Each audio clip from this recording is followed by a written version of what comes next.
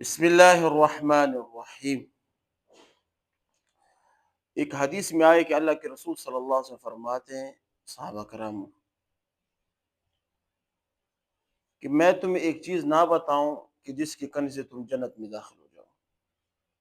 اللہ کے رسول کیا فرماتے ہیں کہ میں تجھے ایک چیز نہ بتاؤں کہ جس کے کرنے سے تم کیا ہو جاؤ گے؟ جنت میں داخل ہو جاؤ گے۔ وہ کیا چیز ہے؟ سلام کو عام کرو۔ کیا؟ سلام کو عام کرو۔ ہر کسی پر سلام، السلام علیکم ورحمۃ اللہ وبرکاتہ، السلام علیکم ورحمۃ اللہ وبرکاتہ۔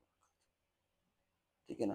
تو یہ آج کل جو ہمارا بغض، ہمارا حسد، ہمارا جو کینہ ہے نا، یہ اس حد تک پہنچ گئی، جو سلام ہے نا یہ بھی ہم لوگوں پر نہیں کرتے۔ حالانکہ ہر مسلمان پر سلام کرنا چاہیے، حق ہے۔ اب یہاں پر کہتے ہیں ہمارے جو معاشرے میں اس طرح رواج بنے کہ بڑے سلام نہیں کرتے، کہتے ہیں کہ چھوٹے سلام۔ نہ، اللہ کے رسول صلی اللہ علیہ وسلم چھوٹوں پر سلام کرنے پہل کرتے تھے۔ کہتے ہیں جو چھوٹوں پر سلام کرے گا اس کے اندر تکبر ختم ہو جائے گا۔ اللہ کے رسول سب سے پہلے سلام کیا کرتے تھے کہ جو سلام میں پہل کرتا ہے سلام پہ اس میں تکبر نہیں ہوتی۔ ہمارے معاشرے میں کہ نہیں، چھوٹے سلام، بڑے سلام نہیں کریں گے بلکہ چھوٹے سلام، غلط بات ہے۔ چاہے آپ چھوٹے ہو چاہے آپ بڑے ہو، ایک کمرے کے اندر آپ آ گئے، وہاں پر چھوٹے بڑے سب موجود، آپ سلام کرو، السلام علیکم ورحمۃ اللہ وبرکاتہ۔ جب گھر کے اندر داخل ہو جاؤ، السلام علیکم ورحمۃ اللہ وبرکاتہ۔ فرمایا نا کہ آپ جب گھر کے اندر داخل ہوتے ہو تو سلام کیا کرو۔ اس کا فائدہ کیا ہے؟ کہ جو جاگے ہو نا وہ کچھ اپنے آپ کو سمیٹ دے۔ گھر کے اندر ڈائریکٹ داخل مت، جس کی ممانعت ہے یہ سیدھے، بلکہ دروازہ کٹکھٹانا یا اس طرح کرنا یا السلام علیکم بولنا ہے، تاکہ گھر والے افراد ایسے ہو کہ اپنے آپ کو تھوڑا سیدھا کر۔ بعض اوقات لوگ ایسے حالت میں بیٹھتے ہیں نا کہ انسان دیکھنے کے قابل نہیں ہوتا۔ ماں باپ کے کمرے میں ڈائریکٹ نہیں گھسنا، السلام پڑھنا۔ بہن بھائی کے کمرے میں ڈائریکٹ کبھی نہیں گھسنا، ٹھیک ہے؟ سلام کرنا ہے، اس طرح کر کے سلام کرنا ہے۔ ابھی سلام کیوں؟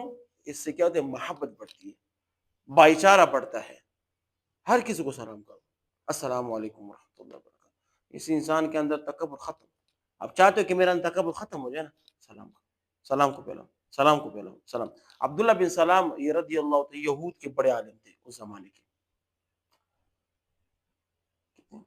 اور یہ سلام کی وجہ سے اللہ کے رسول ہر جگہ سلام، اسی وجہ سے کہتے ہیں مسلمان ہوئے تھے۔ ایک چھوٹا سا عمل ہے لیکن ایک بڑے صحابی کو، بڑے عالم کو، جو کہ یہود کے عالم عبداللہ بن سلام، اس کو کیا کریں؟ اسلام کے دائرے میں داخل کریں۔ سلام کریں گے انشاءاللہ تعالی، ہر کسی پر سلام کرنا، ٹھیک ہے نا؟ مسجد میں اور کھانے کے دوران اور واش روم میں سلام نہیں کرنا۔ مسجد میں جو کھانے میں بیٹھو اس کو اپنی سلام نہیں کہنا، جو واش روم میں ہو جیسے کہ باتھ روم، بیت الخلاء، اس کے اندر اپنے کیا کرنا ہے؟